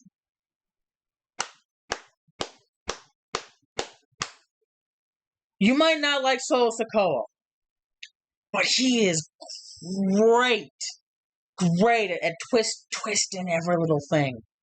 Yeah. But Jacob says, "So you love me, huh? That is what bleh. This is what it comes down to. You loving me, huh? The way I see things is you've been using me. You've been using me to gain power. You've been using me to fight your battles. You've even been using me just so you can stay the tribal chief. Hell, you brought me in so I can bring you fame. You brought me in because you thought I was going to bring you gold. Is that what this is all about? Fame, gold, tribal chief, power? Hey, Solo, look at me when I'm talking to you. You see, ever since I won this U.S. title, you're the one that's been acting different. And maybe I'm not the problem. Maybe the problem isn't me. You know what? I figured it out. Maybe the problem is this. Maybe the problem is this U.S. title. And if that's what I think it is, then fight me for it. Fight me for this U.S. title. And Solo, I'm only going to warn you one time. If you ever think of coming this way, you know what I'm about. And you know what's popping with me, blood. And you know Jacob Fatu is all gas. Yet no brakes with it. You know what I mean? There we go. It took me a few attempts. And then Solo does the absolute dumbest thing fucking possible. He tries to attack him. He tries to hit the Samoan spike on Jacob. And Jacob blocks it. He headbutts him. And he's fucking curb stomping his chest into the ring mat. Then JC Mateo runs in. Fatu headbutts him. Then Solo gets chop block, and they start ganging up on him. And then Jimmy Uso, of all people, storms into the ring. He ducks a clothesline from Solo. He hits 2 super kicks.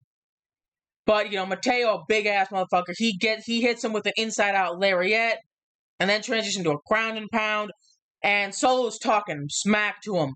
And Fatu gets back up. He hits a running headbutt. He super kicks Solo, and then he just... Yep. And then he super kicks Mateo, nails Solo with the running hip attack, and he's about to do the double jump moonsault, but Solo grabs Mateo and he gets the fuck out of Dodge. Cause he knows he ain't won none of that. He was getting his ass beat coast to coast, post to post. All gas, no break. Yeah. Mm-hmm. Yeah, don't really get down by it. Fine. You know what I mean? Yeah, you're doing it way better than I am. And then we get to the 5th match, which I believe was pretty much the final match, if we even call the main.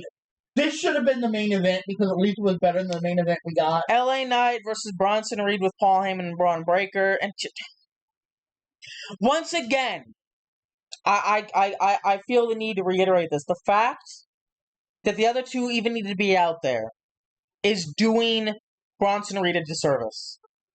And I feel like they do this with every single heel faction in existence. Bronson Reed, not necessarily cakewalk, because, LA Knight is the megastar. He's overcome insane obstacles before. However, he was on, for the most part, he was the one dominating the match, when it should have been the other way around. Mm-hmm. He should have been struggling for air. He should have been barely able to keep his fucking feet underneath him. And yet, for the most part, he was whooping fucking Bronson Reed's ass. It took Braun Breaker getting involved for... It just annoys me. Because, we come out here and we're like, oh my god, he has Braun Breaker. Now he has Bronson Reed. These two are going to be unstoppable. And then you throw in one megastar with the fucking steel chair and they're like scared puppy dogs. Guess what? Guess what? There's two of you and one of him. One of you slide in on one side of the ring, the other comes up and clips his fucking ankles. And guess what? You can even use the excuse, oh, they're not smart. They wouldn't think of that. That's why Paul Heyman is there. He's the wise man. Mm-hmm. Y'all laugh when I get excited about them. It's just embarrassing, man. It is. It's because they book these guys as like these extreme badasses, and then one LA Knight with a steel chair fucking makes him run away, whimpering and screaming, making him run away like fucking Cecil after a cat looks at him. The fuck is that? But LA Knight wins via disqualification. Because Bronson Reed comes in and spears his ass. Honestly, that's how this needed to end. It's not, but like Bronson Reed sort of steamrolled his ass. This should not have even been. It should have been a fight, but it should not have been a fight that needed Braun Breaker to get involved because it just makes both of them look weak. Like when you have LA Knight like leaping off over the top rope and taking both of them out, and they're laying on the ground, and you're just looking like, why? There's two big motherfuckers. One of them could catch him.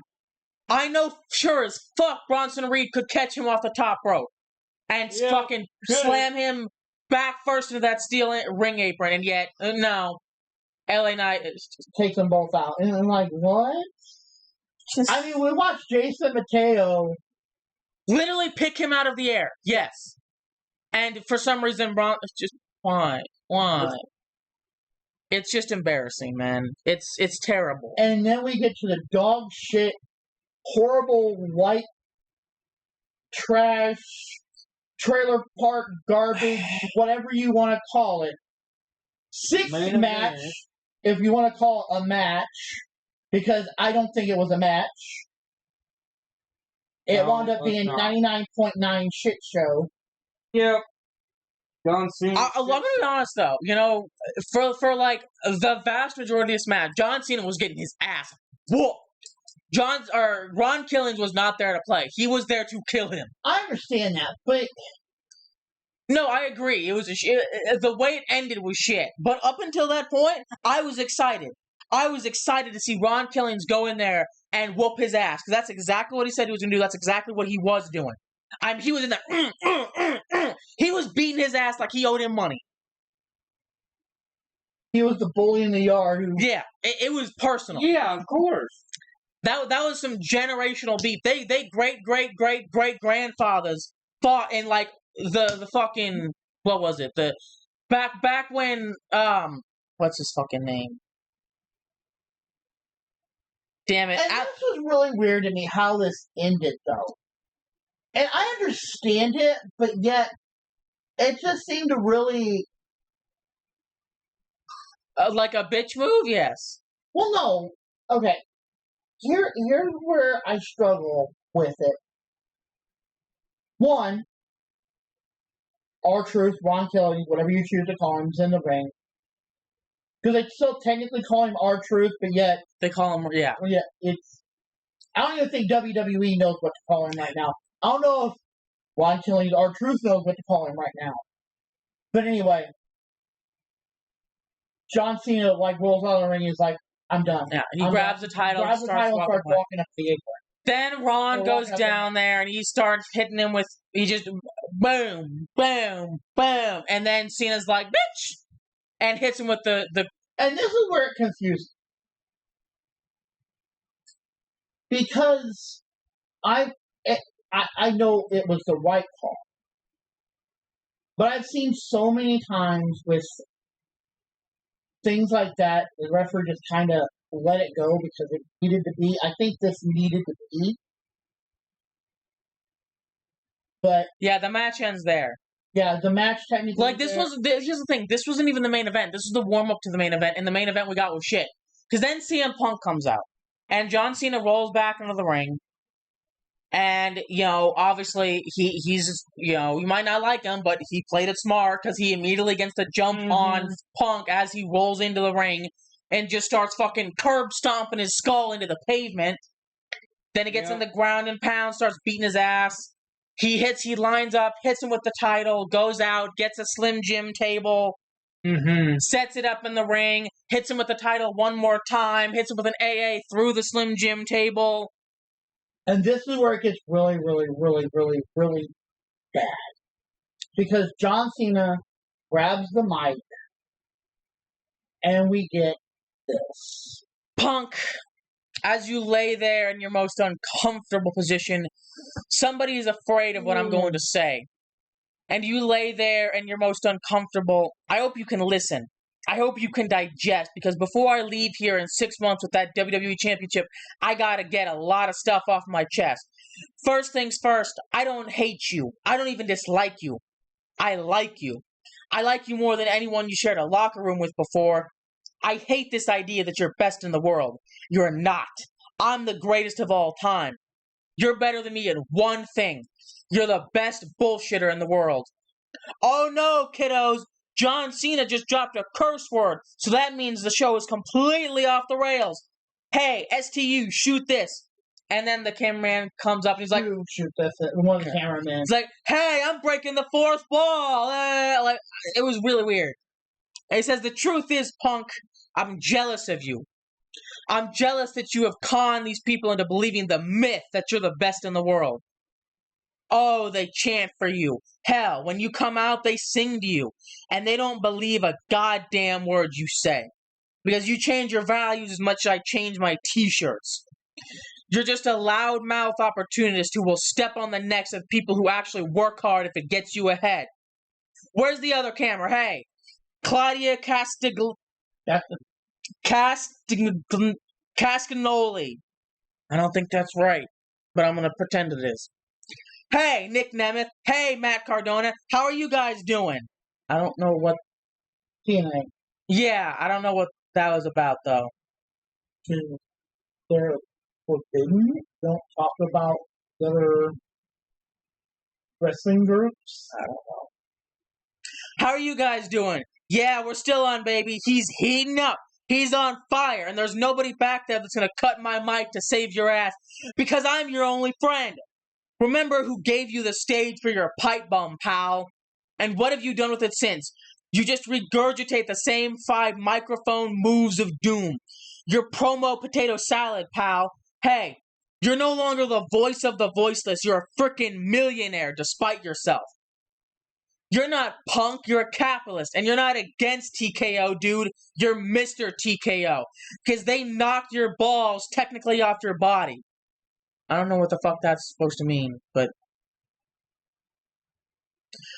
Your tweets are strong, your actions are weak, and in Saudi Arabia, you're going to face some loud music when I finally prove to the world that each and every day, day in and day out, no days off for 25 years, I have been the greatest of all time. See, they know, and they know you were the best in the world for 7 minutes 14 years ago. And if after Night of Champions you're still delusional enough to believe that you're the best in the world, well, I guess it's a small world after all. You're welcome, Grand Rapids. Bring your A game to Night of Champions, because as you could tell, in this building in Grand Rapids is any indication, the mood is starting to change. No, that's fine. Because he gets off, and then the referee comes in, and he's like, no, that's fine. I'm not going to do any more damage. You got to rest up. You got a big championship match. Ain't that right? The best in the world get a good shot against the greatest of all time for the most coveted prize in sports entertainment. The WWE Undisputed Championship. I know you'll sing. I know you'll chant. But I know even you idiots are smart enough to see the truth. The champ is here. Hey, USA, you can keep the extra 2.5 minutes. I don't need a bomb to go off this motherfucking building. Thank you for letting me rip off your promo to make you look even more foolish. And that was it. That took like 10, 15 minutes, by the way. You know, all that shit I just read in like 3 minutes, that took like 15.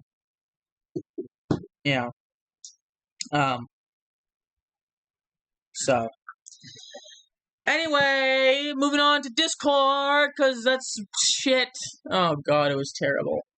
We had one good thing last night, and everything else was ass. Yep. I can't wait for July 4th when it goes back to 2 hours. At least then, maybe the garbage will be more condensed, Mm-hmm. and we won't have as much of it because they don't have to fill up the time with trash. Exactly. Yeah, Discord's being a little slow. Give me a moment. There we go. All right. So, unfortunately, Alexa Bliss shares the heartbreaking news of her cousin's passing. But before she passed, she got to go back. She met. Is that Roman Reigns? I didn't even know he was still fucking there. But she went out. She met all these great people. She met Roman Reigns. She had a lot of fun. And Alexa honored her strength and unwavering positivity during her match. What? What? Better hope she don't pick up. Oh. Yeah, you keep saying the wrong name. Whatever. And this was just fun. Nia Jax reunites with Ron Killings at SmackDown. I didn't even know they were friends, but I guess he's probably friends with everybody. Yeah. And this is one thing I wanted to bring up. We have already called it. Yeah! Before I even saw this post, I think it was last week we talked about it. Yeah. They're already looking at this girl's going to be a Can't star. wait. Oh, absolutely. I was just making sure it actually worked. They're Yeah, already I can getting see ready it. to call her up front. But yeah, Kelly Armstrong is being seen as a future WrestleMania main eventer, and I 100% agree. I cannot wait to see her go on NXT. And Shotzi says that Miss Charlotte was the first one to call her after the news broke of her leaving WWE. She says that Charlotte has been a rock for her. And again, I post this a lot. These guys are not enemies. No, they're friends back These there. guys are like... I mean, once in a blue moon, you'll get cases like Seth Rollins and CM Punk where they genuinely dislike each other. But even then, they have a working relationship. They might not like each other as people, but they can work together. I mean, you think Charlotte, she's the biggest bitch, but here you go. Yeah, she's just a person. She's just having a good time. Yep, exactly. And thank God this isn't true. Yeah, that was actually posted The 17th. And then they instantly went back. But the belief among talent spoken to is that Julia will be getting a lot of spotlight in the weeks ahead of the SmackDown brand. Thank goodness. And maybe at least her matches will be fucking good. Unlike the shit we've got. Jinder Mahal is getting married to... It doesn't say. But I was good trying for... to find out who it actually was. Yeah, we don't need to know the name. But good for him. I don't know. Do you remember Jinder Mahal? I don't. He was a former wrestler. I don't. Yep. I mean, the name sounds familiar. I think he still wrestles, just not in WWE. Yeah. But we got July 4th. It's going back to 2 hours. Thank God. And they announced this. What's the date? The 19th, 2 days later. Yeah. So, yeah. This is just fun. Tiffany Stratton has guaranteed that Rhea Ripley will wear pink someday in a recent interview with Billboard. Straffley is never over. She has a special place in my heart, and I'm going to try to make Rhea wear pink. It's going to happen one day. I guarantee it. When was this a thing? I think they just photoshopped pink onto Rhea. Okay, I was going to say, that doesn't... I don't remember ever that happening. I just thought that was funny.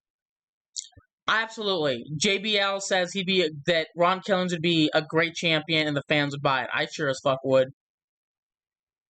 And this, I didn't let you guys hear this yet, but this is Wade Barrett, Stu Barrett, or Stu Bennett, I'm sorry, which is Wade Barrett's real name. Yeah. This is on his, I think it might have been an Instagram, but they posted on X. Yeah, him playing with the dog. And him playing,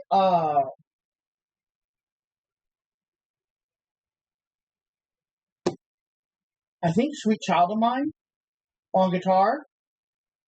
I think that's what it was. That's cool. But you guys, you'll have to hear it. You might not know, but it's actually really damn good. I mean, yeah, that's the thing is you got all the money in the world to explore your talents. Your not talents, words, hobbies, pastimes, things you enjoy to do. Yeah. Yep. And this we're not going to play this, but this is his song. Is it his song? Yes. Count My Sins. It's actually really good. Yes, it is. And apparently John Cena is going to be there on August 1st, which is The SmackDown before SummerSlam. the SmackDown before. Oh. Yeah, see. Wait, that's Monday, so... No, Friday. So Saturday 2nd, Sunday 3rd, Monday... Fuck! I was hoping NXT would be on my birthday. That'd be awesome. Anyway. No, that means we're gonna have D&D on my birthday. That's cool, too. Anyway. Pat makes WWE feel like a big-time sporting event while Corey incorporates sarcastic humor while explaining stories. They should honestly be at a booth together with Michael Cole. Agreed. I want to bring this up because how many times have I said exactly that? Yeah. How many times? I've been preaching it, so maybe somewhere somebody is listening. Maybe. But Rikishi says he's a big fan of Nikita Lyons. I mean, yeah, she's a phenomenal wrestler. If you guys are not watching Evolve You should and be. seeing Nikita Lyons, You should be. I mean, Wait, that's tomorrow, right? LFG comes back on tomorrow? yes, My girl! which we technically have on this, I believe. Yeah. Rey Mysterio thinks it'd be difficult for him to have a heel run. Overall, my personality, my demeanor is very laid back, so I think it would be very hard. Yeah, that's fair. I think I'd make a great heel. I can be an asshole when I want to be. And Actually, no, I know exactly how I'd be a heel. I just think I'm McDonald's. and this is No, I should have worn my other shirt. I think you know what? I already know what shirt I'm wearing. Whenever I become a heel in wrestling, that's the shirt I'm coming out wearing. Anyway. This is the enhanced audio of what happened last week with Nick and John. Yeah, he comes in there yelling like, "I'm your champ. Do you have any idea what I could do to your job?" And then he turns the fucking hat backwards. And he's like, "I'm your champion. I'm out here getting attacked, blindsided, blah blah blah blah blah." He really tried to go back to thugonomics and just looked so silly. Las Garza has the AAA World Tag Team Championships belt at the WWE Smackdown in his backstage segment that didn't air during the show. I don't know. We just didn't get it. I'm guessing They got it everywhere else, but we didn't. probably. Considering that's what... Because yeah, if it's a segment that didn't air, then it wouldn't be a segment at all. I don't fucking know. Anyway. I thought we told this already, but The Miz is going to be hosting American Gladiator, which features some AEW talent. But there's an issue with that. I'm not sure if I got it later, but I posted that twice. Or go back up. No, it's just slightly different. It says the Street Profits emerge and decide to take action with the title against the ominous tag team. Oh, as the SmackDown Tag Team Division discusses the Wyatt Six, the Street Profits emerge and decide to take action with a title match against the ominous tag team. So I guess they're getting their title matchup. Michelle McCool is interested in a reunion with Layla at Evolution 2025. They were the first ever dual Divas champion. And the only ever dual. They literally both had half the belt. It was, oh wait, like they had a singles title. Yeah, and either one of them could defend it. It was. Wait. Why does that actually sound really fucking interesting though? That would be so cool. That sounds like so much fun. Actually, am I crazy? Yes. You're telling me that doesn't sound interesting. You're telling me that doesn't sound interesting. Mm-hmm. What do you mean? Imagine. Okay, if you go in on a match. Let's say you go on a match. Tafari and Knight Rider. And you guys have a match against Bronson Reed. Whatever. Mm-hmm. Okay. you can't go, whatever. So you send Knight Rider. He loses it, so do you. Well, yes, that's the whole point. That's why I'm saying it would be interesting. It would make for great stories. It would make for conflict. Rather than this recycled garbage we keep getting. I'll have to see if I can pull up some of their old stuff. I want that. Please, give us something new. I don't care. You know what? Bring back the 24/7 belt. Bring something new. Because we're just getting there. Name one new thing we've gotten in the last few weeks. Nothing. The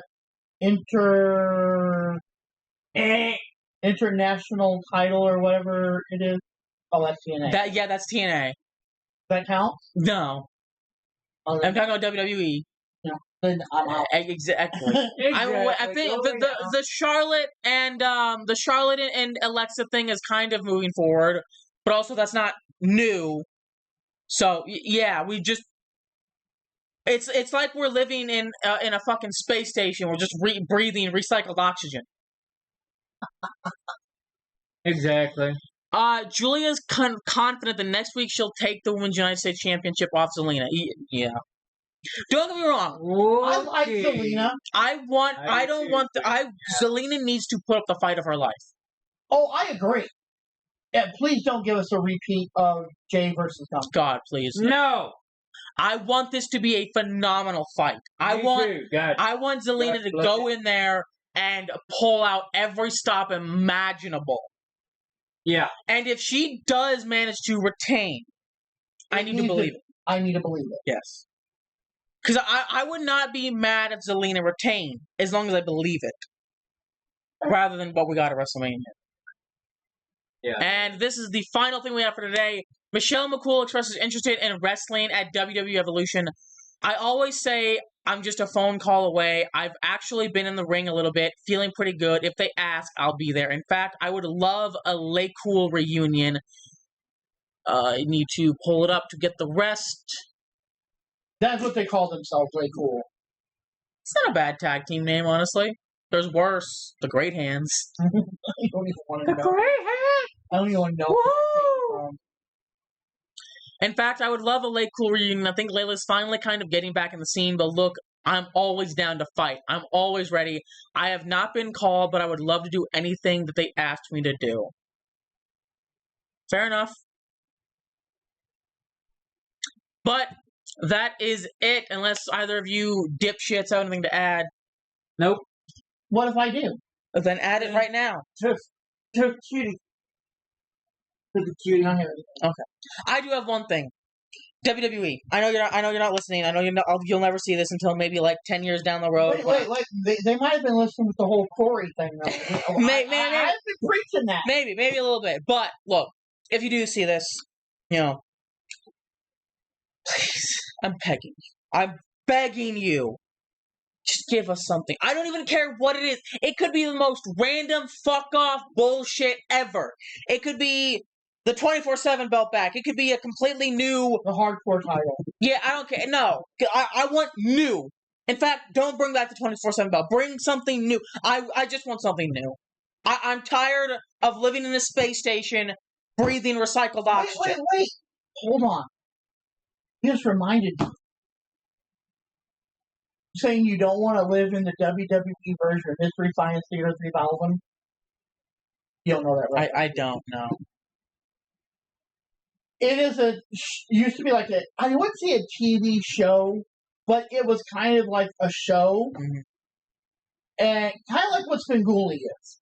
They would show like old movies and they would sit there it was like having the three guys in the front row that you could hear that were like constantly picking and making fun of the movie about how bad it was, or the lines, like what they were saying were completely off from what was really going on. Just how bad like the old movies were. Yeah. But the whole idea of the space station was that he lived on a space station with no friends. They were doing like a science experiment to see how many movies he could watch and survive. Before he finally just like lost it completely insane. Mm-hmm. So he built robots in order to help him deal with the insane. That's kind of cool. And it was like a movie, TV show thing. That sounds kind of fun. I'll have to see if I can pull some of the old like episodes up.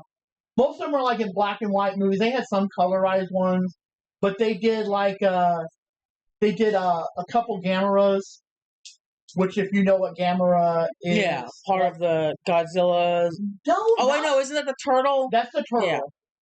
Yeah. Basically Godzilla, but a turtle, but it's not the same. It's actually friendly, right? Like usually, at least towards kids. I remember him. If I remember correctly, Here's the thing: it's the same as Godzilla. It depends. It depends on who was making it. I mean, some he was like the savior of the world, and sometimes the destroyer. Yeah. But all right, we just passed the 2-hour mark, so that's gonna be it from us, guys. If you made it this far on the stream, go give us a follow. If you're watching on YouTube, like, comment, subscribe. If you want to chat with us, you want to join our Discord. Join Discord. Yeah. I was trying to talk too fast. If you want to chat with us, join us on Discord. If you want to support us, press that donate button in the About Me section. Press the button. But that is about it. I am Tafari. I'm CK. I'm Knight Rider. We're out. See ya. See ya.